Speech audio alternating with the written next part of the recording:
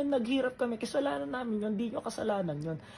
Wamos Cruz, naghihirap na kaya binebenta ang kanyang bahay sa Cainta, Rizal at nagbebenta na din ito ng alahas katulad ng engaged ring nila ang dalawa.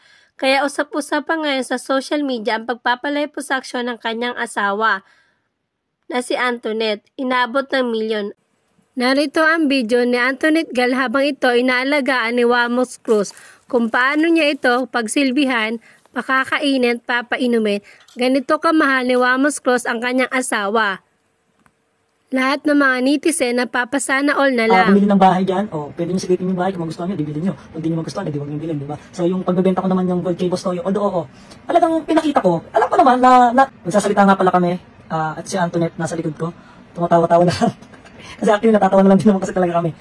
And actually, kaya ako binenta yun. Although kailangan namin talaga ng pera, mga parro. Kasi bakit namin kailangan ng pera? Tsaka yung bahay namin, di ba, binibenta namin yung bahay namin sa Cainta. Yan, binibenta namin binibenta namin yung bahay namin sa Cainta. Kaya sa lahat ng gustong bumili ng bahay diyan, pwede niyo silipin yung bahay kung magustuhan niyo, dibilhin niyo. Kung hindi niyo magustuhan, di huwag niyo bilhin, di ba? So yung pagbebenta ko naman yung Gold Cable Store, although talagang pinakita ko. Dito na lang po nagtatapos ang aking video. Kung bago ka lang sa aking YouTube channel, subscribe na, like, and share para updated ka sa panibago kong upload. Maraming salamat po!